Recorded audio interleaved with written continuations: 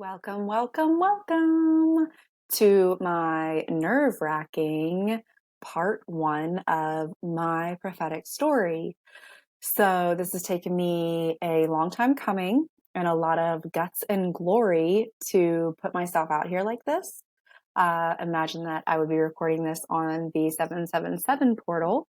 So that's even more symbolic. And I'm staring at my paper that says consistent, committed, imperfect action. So we're going to go with imperfection. We're going to stay committed and consistent in this podcast. And I'm just going to follow through with action. And that action is, as promised in this episode, the story of my human being and how exciting and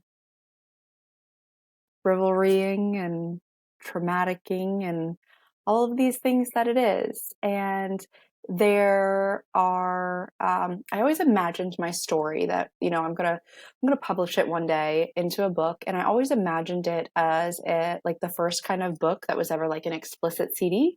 So it's wrapped in like black plastic with like this red, cross on it that's basically saying like this is X-rated and trigger happy and traumatic and at the same time very healing and thought-provoking and just instilling of peace and independence and self-sufficiency and the loss of codependency and so many things. I cannot even sum it up at this point in time.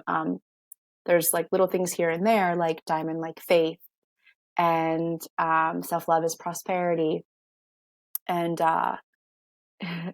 for a long time, it was going to one of the titles. The title that I played around with was both of my dads always said, "Listen to your mom," and my mom always said, "Give it to God," and that's super symbolic as well. So this is going to be a obviously shorter version than the book that I am writing. This is going to be an overview of my story. And I guess I should start to maybe tell the story instead of rambling. And I also forgot to do the introduction. So welcome to Hermetically Speaking, HP3 for short. And this is my incarnation story. And it is a living, breathing, and walking testimony of exactly what I will let you gather your own intuition and downloads of.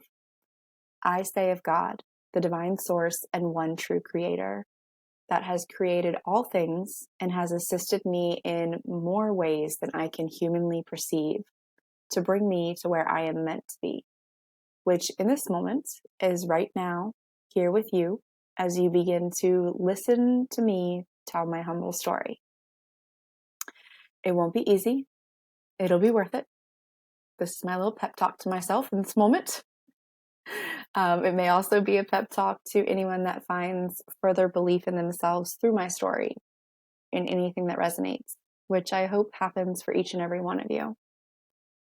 So, I was born on a Wednesday in the evening. Astrologically, I'm on the cusp of having a day or night chart. And like all things peculiar about me, I am a day chart born at night. Seasons were different back then, and so was time. So who am I ever to dispute the divine, especially in my own creation manifested into this Maya of time and space? I was born into two families and was shortly after added to a third when my parents divorced and my mom remarried. I had two dads right from the beginning. God knew I'd need them, and I did not. My mom's and mine's first real fight was over my independence and the right to choose if I called my stepdad dad. I lost begrudgingly every time.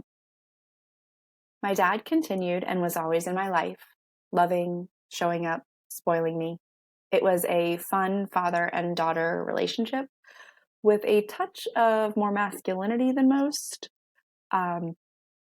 Instead of princess, like my sisters were called by my stepfather, my dad called me con artist, rugrat, and trouble. I adored it because it was my dad, and he was my one and only. It was him and I against the world, always. Never against my mom, though. Both of my dads forever said, listen to your mom. So that was always a losing battle. in itself. I am the oldest of 4.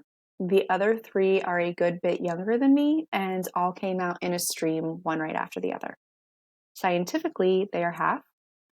In every other way, they are full. I adored them. I still do. Yet, just like the rest of my life would come to be known, I was on the cusp, the verge of the 5-year mark of being an only child. I adapted easily to siblings, yet there was always a part of me that had the psychological makeup and distinctions of only child syndrome. Having a different dad, it probably contributed to this as well, especially now that I look back on it with a wider eye. Life was good though. No family perfect. Life was just good. I lived with my mom and saw my dad regularly, no matter where my mom and stepdad moved to. My dad always kept up, no matter what it took. He was certainly my hero. We were also definitely trauma bonded from as long as I can remember. That's what happens when you are conceived into being a telepathic empath, even in the womb. I felt, heard, and saw everything that people don't understand exist. My parents divorced, my dad's loneliness and how my mom moved on. And even prior to that, the struggles that my mom and dad had emotionally when they got pregnant with me. There was a large age gap, and there was a lot of realizations when my mom got pregnant with me and how she basically grew up and resented my dad for some things. So all of that is, flooded over to me through the DNA and the telepathy and the empathy and everything else. Also, how my dad never moved on, never brought a woman around me, and always loved my mother. None of it was healthy. There was a lot of codependency and self-sacrificing and trauma bonds between the two of them and themselves in other relationships and their upbringings. My mom was right to leave him. She had grown and needed to move on with her life. I just couldn't stand my dad all alone, so I took up arms at his side. I was his protector and caregiver, and he was mine. From whatever point in life this trauma bond actually occurred, it continued all through my childhood years. I was a blessed child, very, very blessed in so many ways. I was loved. I was hugged daily. Everybody was kind, loving. Well, most were kind. So let me put it that way. Most were kind, loving, and I nurtured myself and others. I was a reflection of the goodness around me, the love that was told to me and that I felt pretty fluidly. I played softball religiously, as well as gymnastics and taekwondo for the first decade or so of my life, from as early as I can possibly remember, at least. I mixed and mingled with other extracurriculars, field hockey, soccer, swim team, others I'm probably forgetting. Holidays were split pretty fairly, although nothing was ever fair to me. I remember always saying, "That's not fair," and my mom saying, "Life isn't fair," every single time. It was certainly one of what I have come to know as our looped insanity cycles that we lived in from a very young age. We weren't perfect, though, blessed yet still trauma-prone and affected. My traumas from childhood were ones of trauma bonded to my dad. So with every visit that I was handed back to my mom, I could physically feel my heart break. And I would scream blood-curdling screams and cry for hours. It was like a piece of me was being ripped away. And every time I was back with him, the piece was back in place. I don't know if I made my dad my higher power or not. Yet I would have to say I probably did. Him even more so than my mom. Something that I have found along my journeys is that when we are split from source upon birth here on earth, we are naturally and unconsciously prone to seeking a higher power, and the first ones we place that belief in is our parents. Then later on down the road, best friends and romantic relationships, etc. This is how they are able to break our hearts and wreck our world so easily for us to start adapting codependent behaviors or self-sacrificing, people-pleasing manipulation, and so on. My 3 families were not harmonious by any means, yet they did do their best to respect one another for all involved. Another trauma occurrence was when my step-grandmother so blatantly and coldly told me I was not a real member of her family. I can still remember the sting, the anger, and the resentment that formed instantaneously. From that day, I latched onto my dad and my last name even more. I remember immediately thinking about how that was fine because I was a real spear off, and that's all that mattered. That, no doubt, fed and increased my codependency and survival, specifically on my dad's family, because I had just been told I was not a part of the family that I was living with and being raised with. That was really difficult. What she said that day basically separated me from 5 people for the majority of my life that I've lived so far. Now, we made a beautiful amends around 5 years or so ago, so that trauma stuck with me for 30 years. From that day forward, I was different, and I no longer belonged in my own home with my own family, or at least that's how I thought. My parents did know, yet there were very minimal acknowledgement to the issue, and no amends were ever made. Back then, especially, adults never felt the need to apologize to children. I'm glad that we're seeing that normalized. Everything was because they were the adult back then, and they could and they believed themselves to be grown no matter how childish they acted. It's funny how all of my life I've been privy to the energetic and psychological insight of the childhood traumas of survival mode and how adults have acted it out, specifically in the adults that raised me and contributed to my upbringing. Another one of my energetic gifts to grow up with. I also thought that this was normal. I thought that everybody else could see these things inside the psyche and behavior, and that definitely caused a lot of problems in communication.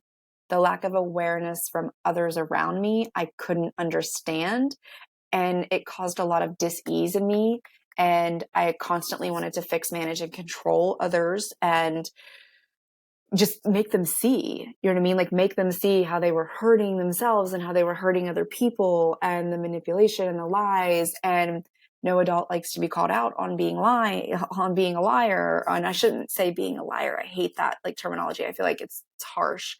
No adult likes to be called out on being wrong in any way, shape, or form, whether it's manipulation, lying, con artistry, deceiving, whatever word you want to put to it. So, moving on, so as not to get too outside of the storyline. My early traumas were basically that of envy, fear, jealousy, codependency, and other self-insecurities that were projected onto me by adults. I was a truth speaker. I spoke my truth about everything and anything and called people out. And that was just me. My throat chakra was on fire from the day I came out of the womb, I guess. Yet I was never really heard. The awareness just wasn't there. And that's not just for my family. That's for the majority of society's families in that time period. You got to think this was like late 80s, early 90s, might as well say early 90s. Because the late 80s, I don't really remember. I was born in 87. I never doubted being loved, though. I just doubted being included or being similar. And I had just been taught that being different meant exclusion and that you weren't special and that you were unaccepted. So I was terrified to be different. Yet I also clung to what made me different as a survival mechanism. And I always felt safe with my dad. I was always safe because my dad was alive as well. Boy, I'm unsure that the field of psychology really understands the wave of fear consciousness that takes over the psyche and the body of anyone that loses a parent early on in life. I know it's not just me because I've seen it reflected in many other kids and teens that are missing a parent either to the spirit world or to abandonment in general. A study on this would surely be finite in procuring helpful and healing results. I look forward to those epiphanies and healing remedies that come out of studies like that we're getting closer and closer to, and even again on the cusp of. Apparently cusp is going to be a theme in this storytelling. Part 1, by the way, this is going to be part 1 because it's a little long and I don't want to intimidate anybody with such a long podcast. And also I think it's a good idea. It's just a feel good thing for me. It's a feel good thing to break it down into 3 different parts. I've always had my life divided in decades, and I'm able to do that with this. And so I think it's very symbolic. Moving along though, you can guess my biological dad passed away, and I'm so sorry for the magnitude of times I'm saying because of how nervous I am. I will learn to speak without that. I remember speech class in college was all about not saying and being able to move through a speech without it. And I have apparently lost that in my anxiety of nerves. So my dad passed away when I was 10, almost 11. It was really devastating. A switch in me literally just turned off. It was like I saw it flick off, but there was nothing I could do about it. And there was just darkness all around me from that day forward. The circumstances around my father's death certainly didn't help things. There were a lot of elements at play that ended up being just large upheavals. And without a doubt, all pointed evidence of me entering into an alternate reality. An alternate universe even, alternate reality, alternate universe, alternate time-space continuum. The conclusion was I died while being alive. And it's my first real visit to Persephone, and a long staycation at that for many years to follow. My dad, the asshole he was for this, I say that very lightheartedly and also very seriously, but tenderly at the same time, made the entire family keep from me that he had numerous health problems and was sick. Every time I thought that he was away overnight at work for a car auction that I was not allowed to attend because of my age, he was actually in the hospital. There were other times as well that were kept hidden because I just had undeniable trust for the man that I loved, cherished, adored, respected, looked up to, wanted to be like. The reality was my dad was probably the most childish of every adult in my life. So much childhood trauma unresolved. Codependency, the weight of responsibility of taking care of his whole family on his shoulders. My dad was the youngest of 10, and thanks to getting beat up all of his life, he also ended up being the toughest. At least that's how the stories go. My dad had joined the Marines young and was a Marine sniper, while the others joined the Navy. My uncles made sure to tell me this when I was young. My dad came to many of my uncles' rescues in fights and getting beat up or bullied.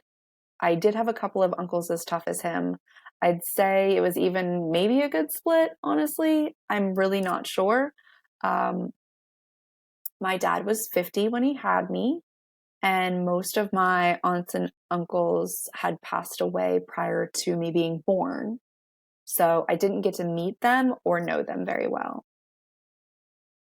Anyways, eventually parts of my dad's family began to rely on my dad for many, many things. And my dad had never lived for himself. He always lived for family.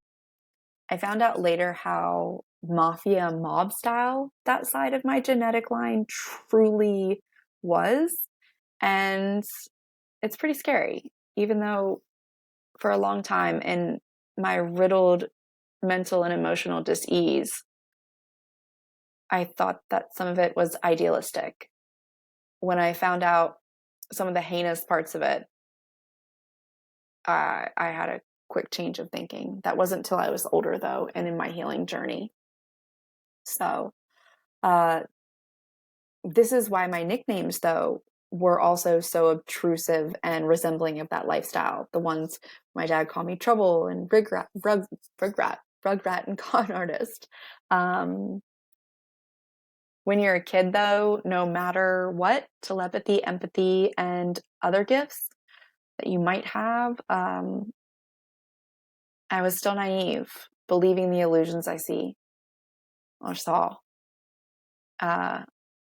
Again, making my parents and the ones raising me my higher powers very easily, thinking they do no wrong.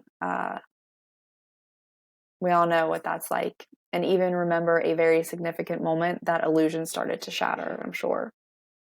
The illusion in myself pretty much shattered the day I got the news my dad died. I went from being a loving, prudent, kind little girl to a stone. Not sure what kind yet now that I think about it. Maybe like a quartz, or no, I'm just kidding. A stone, like just a rock solid stone that could not be budged, was just wanted to be numb, angry. My mom used to say that I was a perfect child, and then this life experience was thrown at me. I was so angry because deep down, the 3 months prior to his death, I knew that I'd been lied to. I just thought it was like the only lie.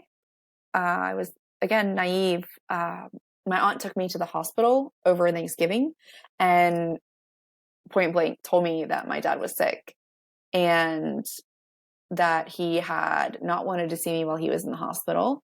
I guess he felt like it was weakness, or it was very hard for my dad to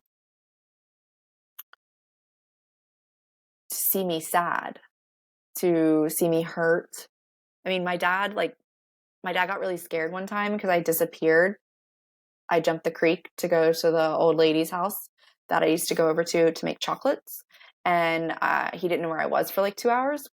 And he freaked out. And when I came back, he whooped my butt. Like, he whooped my behind. And my dad had never, ever done anything like that. And he left me in his office because this was by the car lot where he owned and we worked. Well, he worked and I played all the time. So anyways, I was bawling my eyes out, you know what I mean? I'm crying, and I calmed down, and then he comes like running back in, and he's bawling his eyes out because he whooped me. And, you know, that really taught me a lot about my dad. He was a rough and tough guy, but when it came to me, he was the softest teddy bear in the entire world. And he could not bring himself to see me hurt, see me sad. And I get that now, and I understand it now, and I appreciate it, yet it didn't necessarily help me grow when I am an energetic being that loves transparency and authentic expression and everything that goes along with those things. So I was very proud and thankful for my aunt, though, to be so bold and so honest, and to have my dad, you know, be held accountable and bring me there. I was like, yeah, rock on. But I also was kind of in shock that my dad lied to me. So my dad spent the next few months in the hospital, and he still refused to tell me what was going on. All any adult ever told me was that he was sick and getting better. Every time I would visit, I would ask when he was going home, and the doctors would say, soon. He's going home soon. And yet again, that was another insanity loop, asking over and over again and getting the same unhealthy result, an untruth. Thanks to regressive awareness, I can see how young I was when loops and insane behaviors and thought patterns actually started within me. For example, one of the first and heaviest ones was asking to live with my dad. I asked religiously, and my mom would tell me the same answer every time. Then eventually, like, all of a sudden, it just started to change.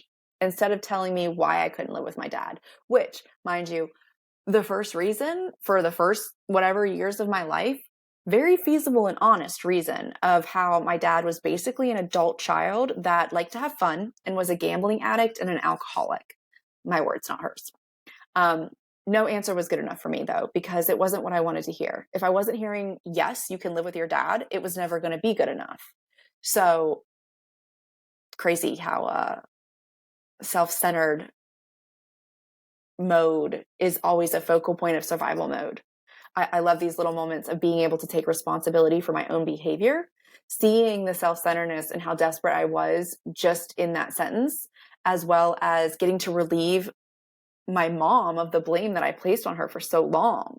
Like, my mom was the problem because she lied to me. And, when really, like, my behavior was also a problem from that young age, because I was constantly berating and nagging and asking the same question over and over again, trying to force what I wanted. And that was not God's will. That was not what was intended. And fighting against God's will created disruption within me and, dis-ease and disturbances within me, which then fed down the line, as you will come to find out. So anyways, eventually though, my mom's answer did change. I think I was about 8, sometime after 8 years old, that my mom started telling me I could live with my dad when I turned 12. This was this like amazing epiphany, beautiful rainbow that I just like clung to and wanted to cross and wanted to hear. And it didn't stop me from asking continuously though, because I just needed that reminder. I needed that, control that this was going to happen. Because remember, I did not feel like I belonged in that household, and nothing was healing that. Well, I found out later that she succumbed to telling me that so I would stop asking, because she knew he wouldn't make it to my 12th birthday. I hated and resented her for a very long time for that. Yet it was my own demands to fix, manage, and control my life and living situations that led her to such desperation. I would not have been happy until I was living with him and felt at home doing so. And I was going to push my mom until I could. And that wasn't fair to her either. So, anyways, obviously I never got to. And his death was the beginning domino to my descent into hell. Hello again, Persephone. I honor you greatly and am glad I have learned to work with you instead of no longer against you, myself, and everyone else.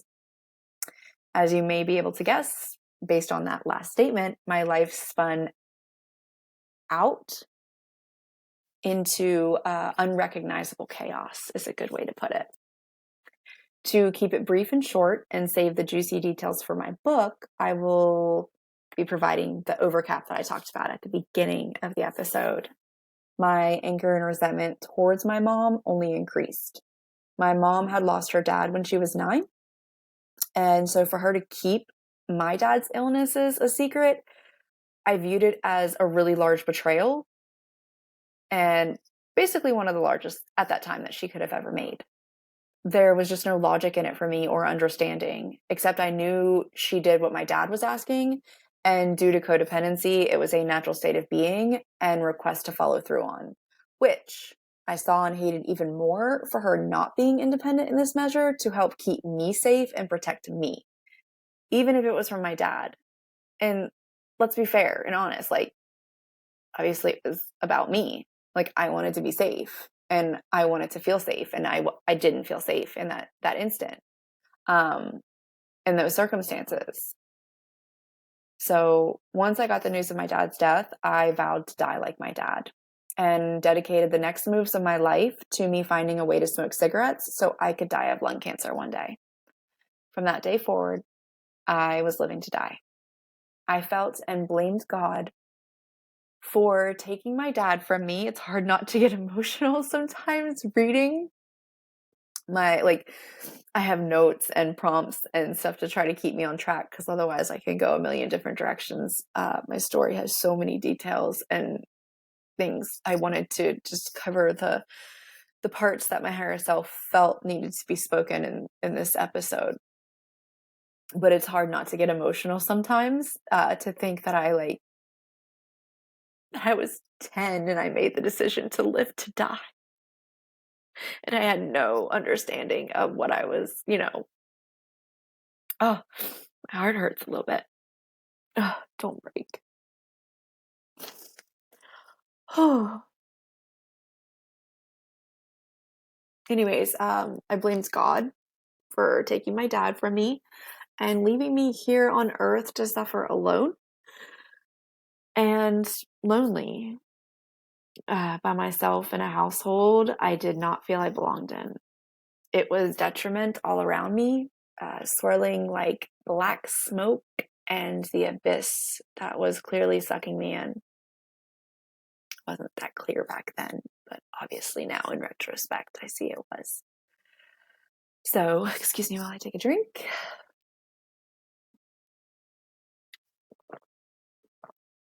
I'm also trying to stop saying the word so. Ooh, it's hard. After my dad died, my stepfather asked to adopt me 2 weeks later. I said no immediately. And it was a very awkward moment. And I just clutched to my last name even harder because my dad wasn't there anymore. Again, like I mentioned previously, domino effect, but not just for me. It was for everyone around me. Amazing how one man who only had everything to do with me, his death catapulted everyone's lives into dangerously absolving truths that brought about various revelations and series of self-destructions. My mom and stepdad began fighting all of the time, and it escalated. My stepdad had 2 instances where he physically hurt me out of anger, and then it wasn't long after that I could hear him hitting my mom in their room at night and her crying. My anger only grew. My need to protect only grew as my little siblings, who were all 6 and under, would come climb into my bed in the middle of the night out of their own fear. The games begun. The chessboard was set, and everyone's survival modes started blaring in childlike fashion. My mom didn't have any friends where we lived, so I was her confidant. And I kind of always had been because it was me and her for a long time. I mean, my stepdad was there, but I mean, it was me and my mom. So I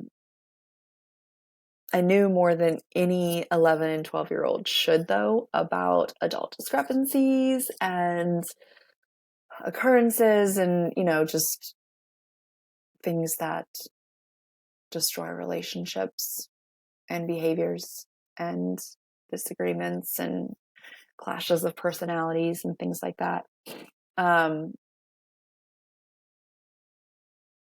And even despite my anger for my dad's death, my anger at the world, I had to be her protector, especially now that my dad was gone, because he was who would have protected us all.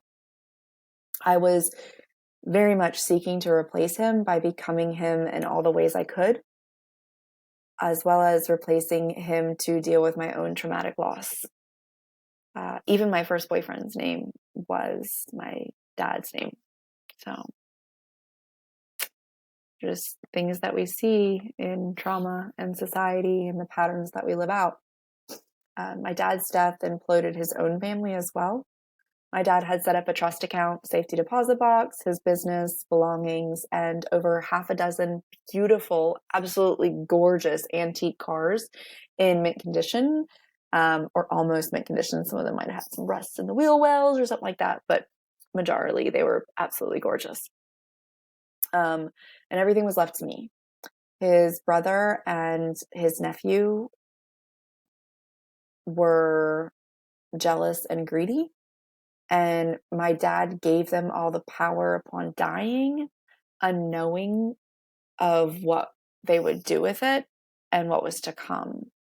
For the next 8 years after my dad's death, they slowly stole and robbed the estate of 95% of its equity, all the while psychologically torturing me with phone calls of each other stealing what they stealing. Like, how do I...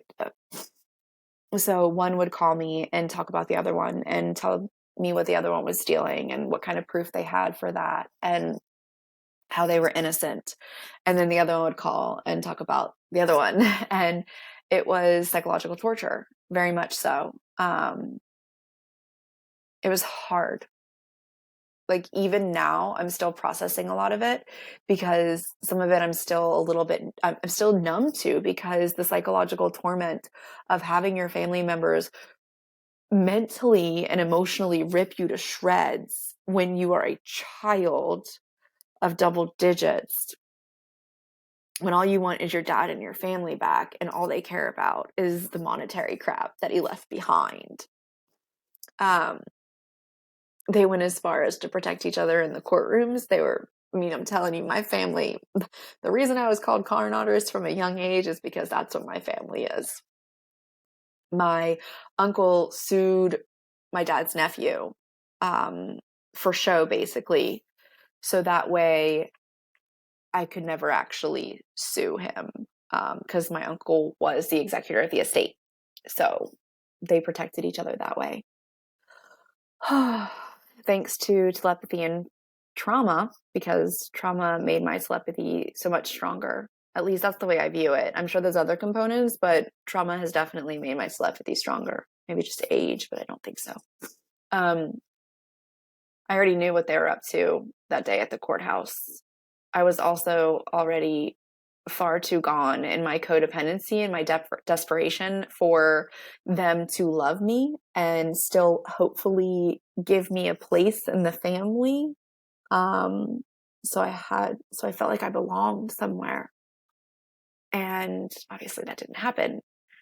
From 12 to 18 was relentless chaos, anger, and insanity cycles. Let me speed up a little bit here. The next heartbreak, I'm trying not to get like emotional. I don't know if this is a good idea. Oh, okay. The next heartbreak came with my mom when I was 12. I found a collection from my dad that was mine in her closet when we were cleaning together and going through shoes. I had completely forgotten we had brought it home with us after the funeral and was so excited and surprised to see it. I remember my excitement as I showed it to her. Look at what I found. I completely forgot about this. Oh, I'm so excited to find it. My mom's response, however, was the opposite of excited or happy, and instead was cold and assertive when she said that what was in the box was now hers. And I was very confused and of course asked her why or how. And her response is something that I struggle to forget. I'm slowly healing it. I have been healing it for quite some time, but it's still emblazoned in my brain because it was so traumatic. But she told me that the items in the box were hers and that they belonged to her because my dad owed her from her decision to stay with him while he was in prison. I was silently pissed. I was also flabbergasted at every lie she had ever told me about loving my dad and them being best friends after divorcing. All of it was now bullshit to me. Another illusion shattered before my eyes. That to me is not love. And I knew that right in that moment, that it was manipulation and that no one owes anyone money for loving them or choosing to stay in a relationship with them. I didn't say any of this though. I just broke all the way and walked away. I did make sure to tell my stepdad what happened though. I was desperate and hoped that an adult telling her how wrong it was, that maybe she would realize. No matter how much I knew that telling him was then going to be a betrayal of her in her eyes, to turn to him, and that it would make things in our family worse than they already were. I needed someone to tell me I was right though, and that I wasn't insane. I was on that cusp of feeling insane that anybody thought that it was okay. So I was alone and lonely for good and for real for the first time. I made a vow to myself that I would only trust me, myself, and I from then on. No one around me could be trusted. Everyone was stealing, lying, abusing, and hurting me in one shape or another. No one deserved my trust, not even God, because God, I blamed God. God had done all this in the first place by taking my dad. And I remember I was at war with God because by this time I was secretly smoking cigarettes. Funny thing about God, though, is the moment I dedicated my life to only trust myself, God, my higher self, all got louder. And I'm not saying this was the remedy because this was a very unhealthy decision to make, very self-centered, but it was also a survival mechanism that I needed to step into in order to survive the years to come. And that's when God, my higher self, like I said, all got louder, started speaking directly to me. Most of the time I would listen and agree. Like when I was told I wasn't grieving my dad's death properly, it just came across like, you're not grieving your dad's death properly. And I was like, okay, yeah, I see that. Thank you. And we would move forward together. I didn't have any adults that I could share these things with, though. So I just shared them with God, and God shared them with me, my higher self. This continued to happen and amp up all throughout my journey, my teens, my 20s, even more so now. Just got louder and louder and louder, and messages that just helped me process and helped me through and helped me make decisions to get me where I am today, which is in a really amazing place. So being told my own prophecy and storylines all along, my higher self, God, was actually my one true confidant. And it allowed me to believe it was me all along. And at the same time, it was me. So it's a nice little paradox there, yet can't take all the credit, that's for sure. I didn't plan this life by myself necessarily. I always think like, oh, planned it with God kind of thing. Anyways, later that night or sometime that same week, I ended up with a very heavenly visitor. Hermes came with his characteristic and personality from the mythological ages. So the lovely trickster god, and how clever he was. Now, mind you, I did not have a name for this deity at the time or a word for telepathy or empathy or codependency or any of the supernatural knowings and experiences I had always had surrounding me. Yet, due to trauma, they were increasing in the awareness and encircling me constantly. Hermes came with an idea, one I definitely also felt was brilliant. Every adult, minus my stepdad, was stealing from my dad's estate, my mom being the final one. My uncle and his oblivious son, and my dad's nephew from another deceased uncle, and his wife and their oblivious son, all stealing because they had direct ties to the estate and everything that was included in it. The rest of my family was enraged and mostly disowned them, except my one other uncle who was either manipulated or just codependent. Either way, they're about the same and coincide in circumstances together quite often. Hermes said to me very clearly, why don't you show them the example they are setting for you and steal too? If they all see that their actions are teaching you negative behaviors, maybe they'll stop. It was ingenious, and I approved of the idea pretty much immediately. I then started to plot on how I could steal back what was in that shoebox. Mind you, what was in the shoebox was a large collection of $2 bills and older bills that had started to be discontinued. So 20s, 10s, 5s. As well as there was also a collection of silver dollars and 50-cent pieces somewhere that I had then remembered yet hadn't uncovered. I have not had a chance to mention thus far that my version of personally holding it together by this point in time was taking my anger out at school and getting into fights, smoking pot and cigarettes, stealing pills and hair dye from the local drugstore, and no longer doing homework or schoolwork. I had just stopped caring and was doing everything I could to show up for my mom in her hard time with my stepdad, as well as my siblings. I also had to start babysitting every day after school and quit my extracurricular activities, not necessarily to take care of the kids, but because finances changed.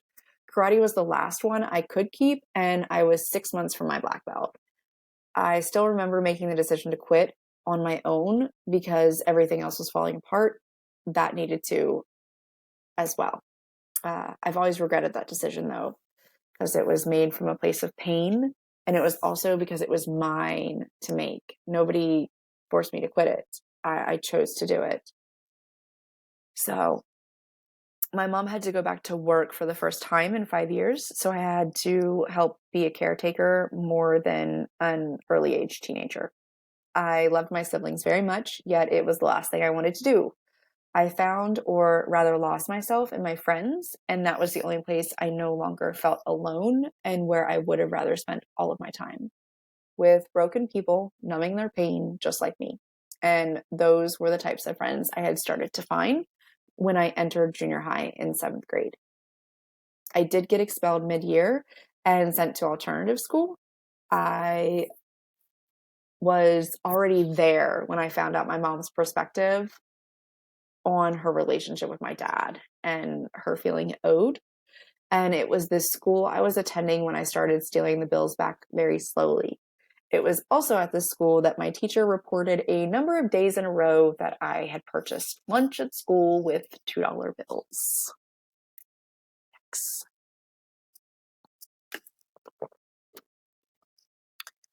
Let's just deduce now into another layer of hell. Persephone, dance with me, please. Make it all right. Make me feel better inside in that cold, dark place of hell internally. Because it was the conversation that my mom and I had after school that day that marks a checkpoint in time when I chose to believe a bold-faced lie. And I think this really, really marks a prominent point in my life where, like, when people start believing their own lies or, become gullible and believe the lies of others. And this was like that moment that like the codependency and the loss of the throat chakra really kind of formed. I had lost myself because until the day in the closet, remember, I had called out everybody. Like, I was a very big truth speaker. I didn't let people get away with anything. And anyways, I just stood up for truth so beautifully. And the day in the closet had shocked me and frozen, stunned my throat chakra would be a good way to put it. And I couldn't regain it, it seems. My mom called me out on the stealing, and it was undeniably true. She then looked at me and proclaimed how it didn't matter anymore. At least at some point in the conversation, it got to the point where she was like, well, it doesn't matter anymore because they're all gone. And I asked her what she meant, and she sneered at me and made the statement that she had spent them all. I hated her in that moment. I hated her for thinking she could do that to begin with, or that they were hers to hurt me with and do as she pleased. I also hated her for lying. And I made no other choice but to pretend to believe her and start living that lie, that half lie. It took me years to admit that I knew she was lying. And that's a huge thing to have awareness for, to go back to that moment in time where you started actively choosing to live in illusions. I knew she didn't spend them, and I vowed to find them one day. They're long gone now. And not because of me. I don't know if it was in my pursuit, my self-centeredness, or my pride to prove to them all what they had done. I just know I didn't stop stealing after that. I became enraged at an inheritance being stolen in multiple directions, my mom struggling with money, me never being allowed to have money or a decent allowance because all of a sudden we were poor.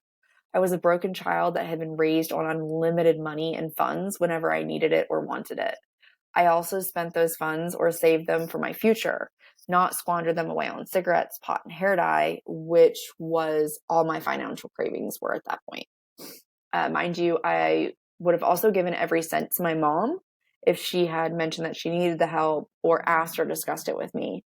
One of my traumas is all of the adults treating me like an adult growing up until it was no longer convenient for them and finding out they'd lied and deceived me and there wasn't mutual respect like I had been raised to believe.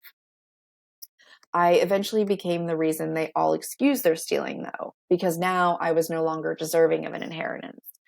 Look at who I had become. I was a bad kid when all the while I was screaming for help in rage and anger. How could anyone have known that that's what that looks like, though?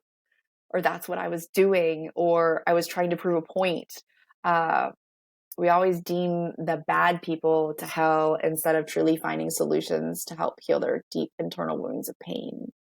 It's really nice to see the collective changing the world in this fashion and finally beginning to produce results in abundant waves of healing.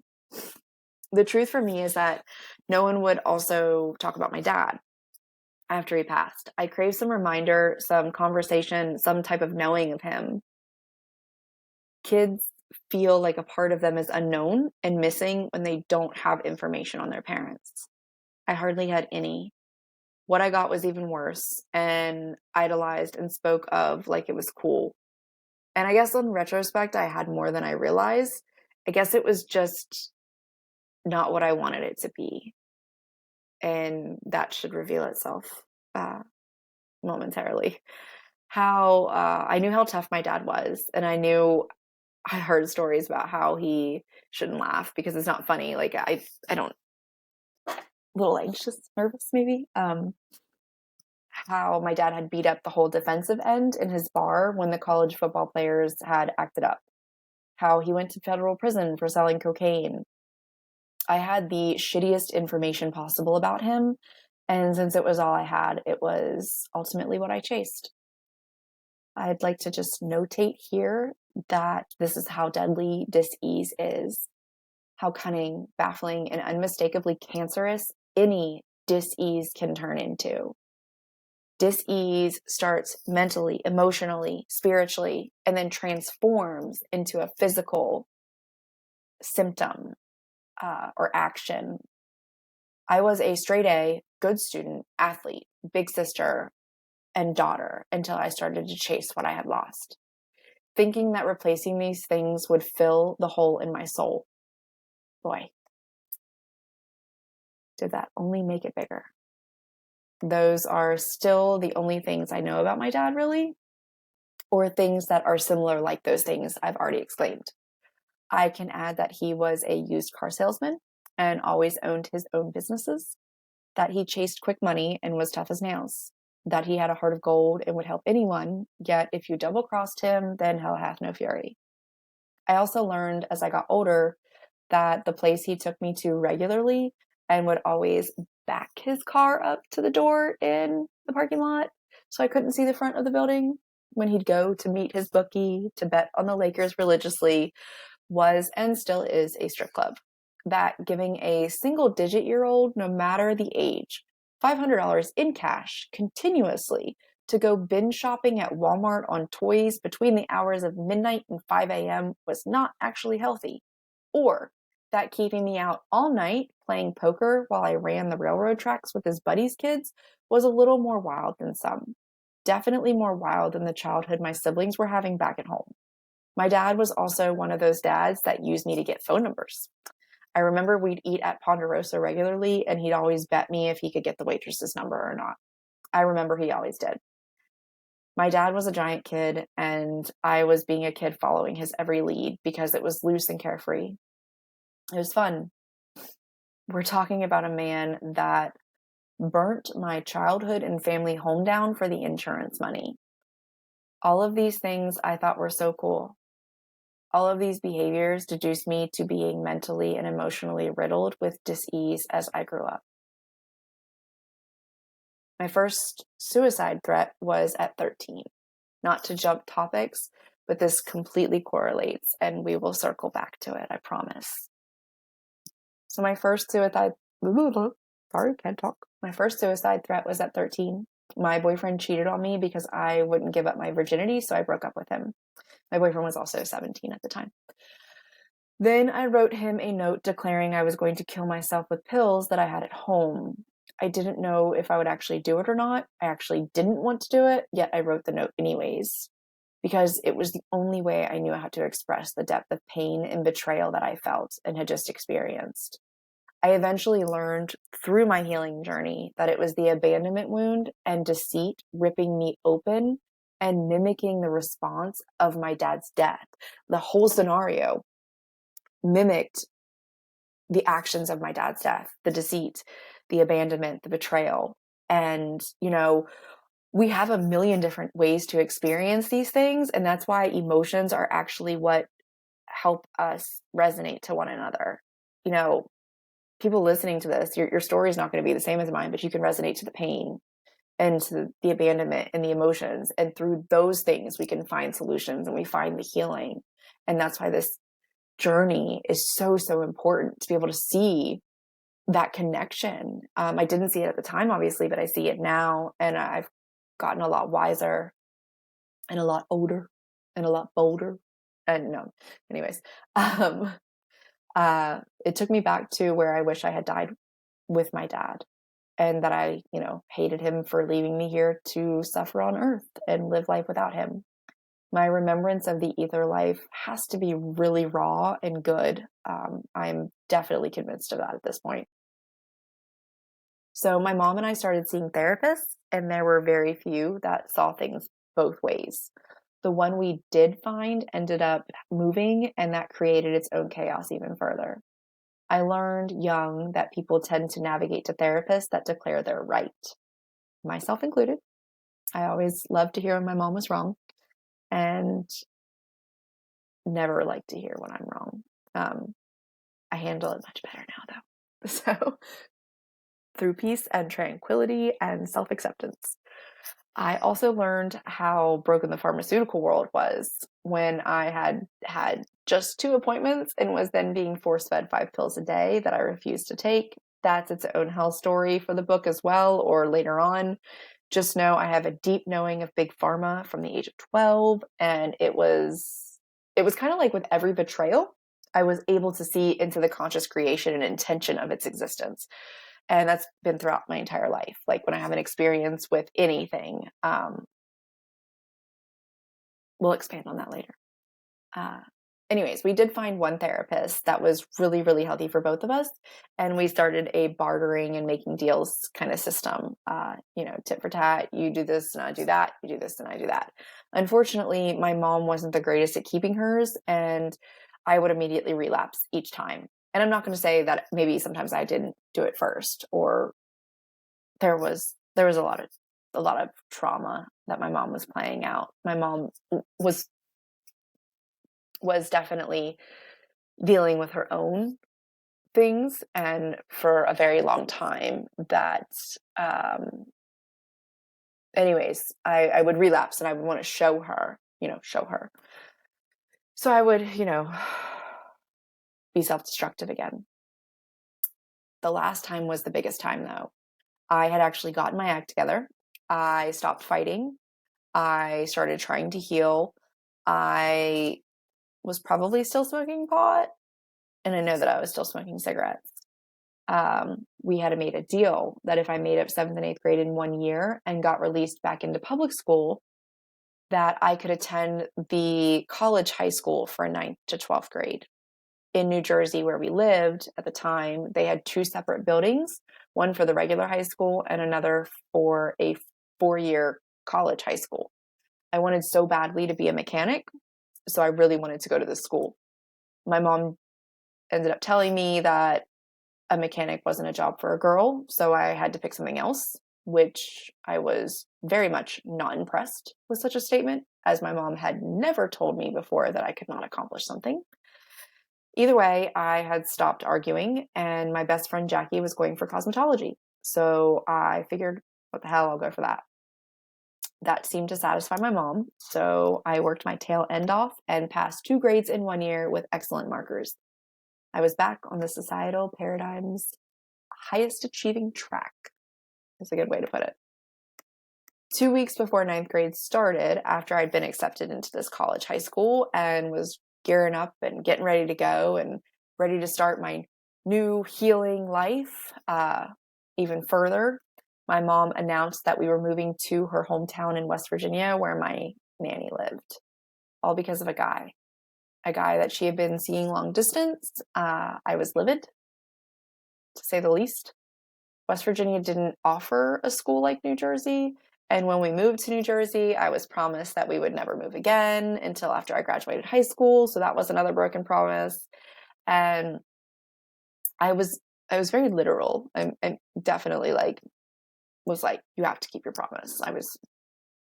And that reflects in a lot of my behavior and who I am. And I'm not perfect. I've definitely broken a lot of promises. Yet it aligned. Never mind. Okay. Long story short. So I basically looked at all the hard work that I'd done in New Jersey as it was all for nothing. And I could not dare to see the value in doing it for myself, basically because my self-worth was so abolishingly low. I had based my self-worth on my dad lying to me and every role model stealing and turning their backs on me unless it was to try to manipulate and con me some more. Needless to say, my self-worth was in the negative thousands.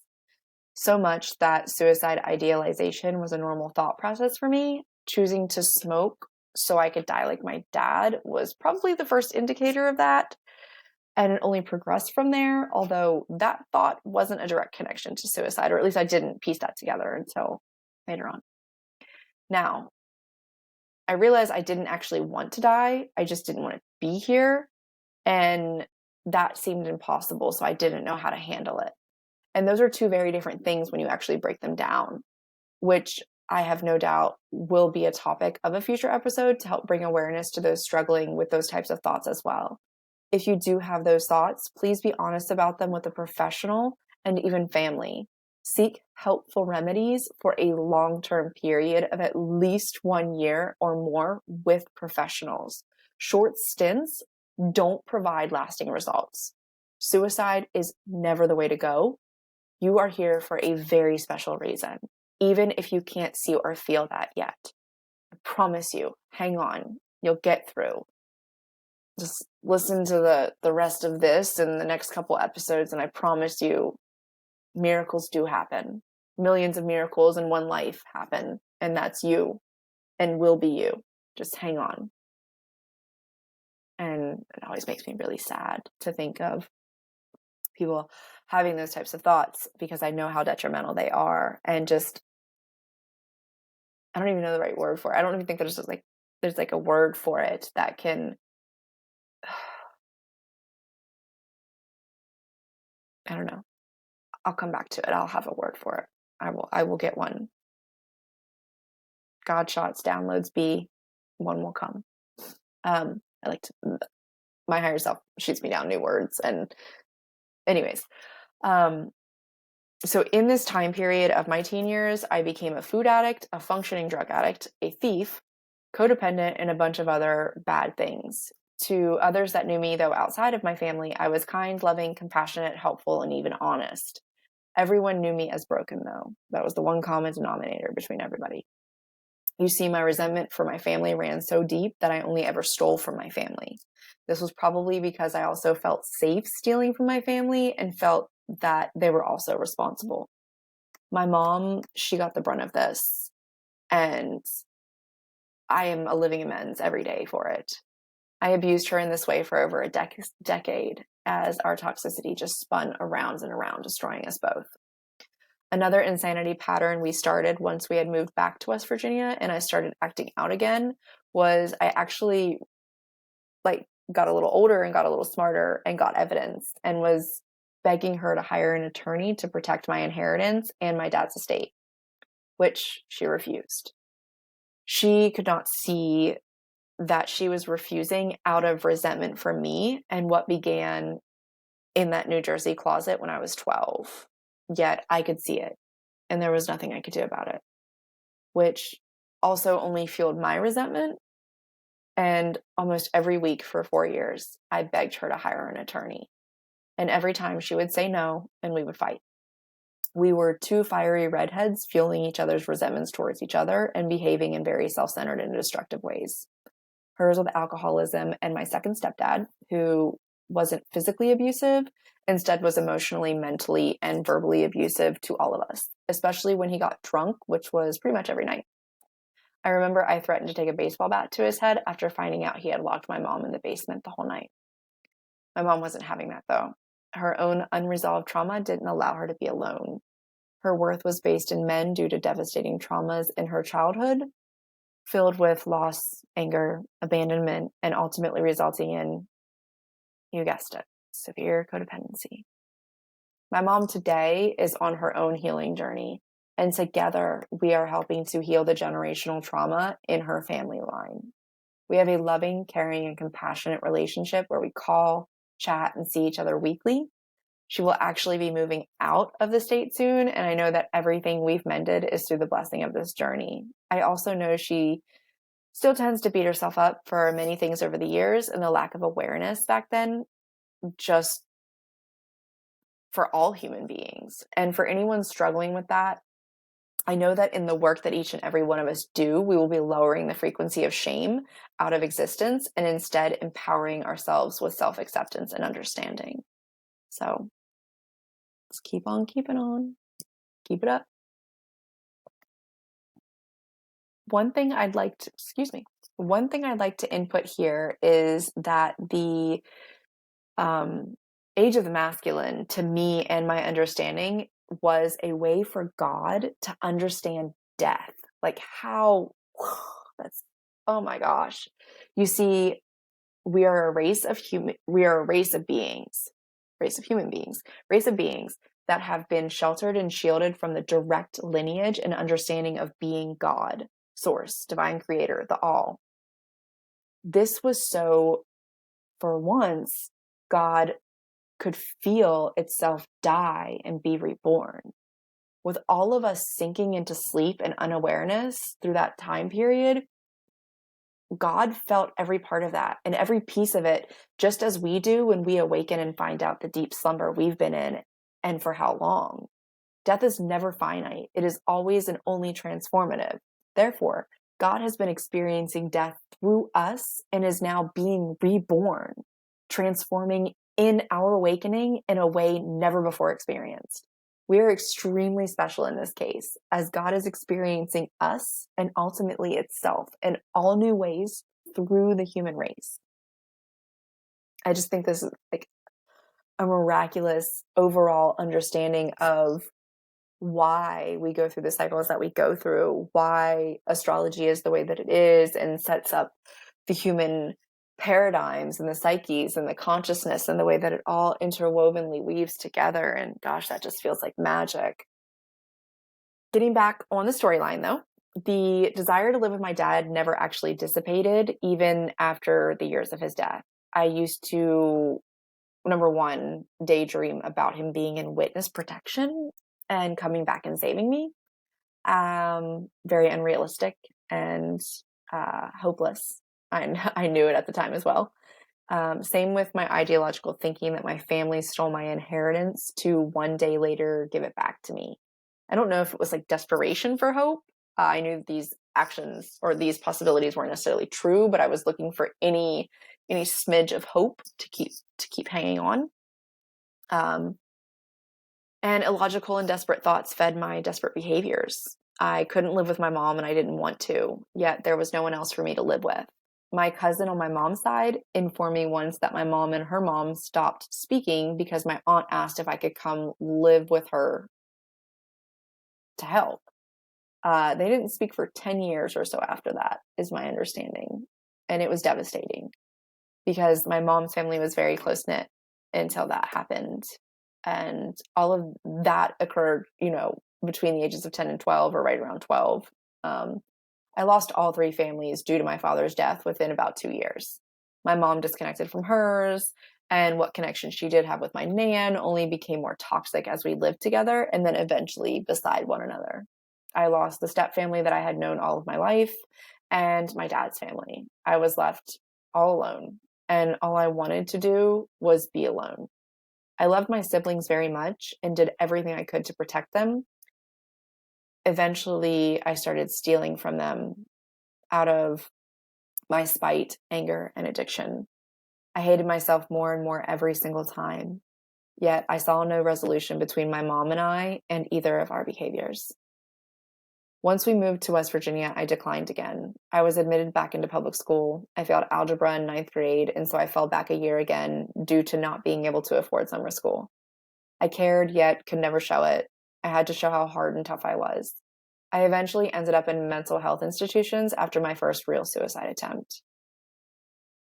Being an empath,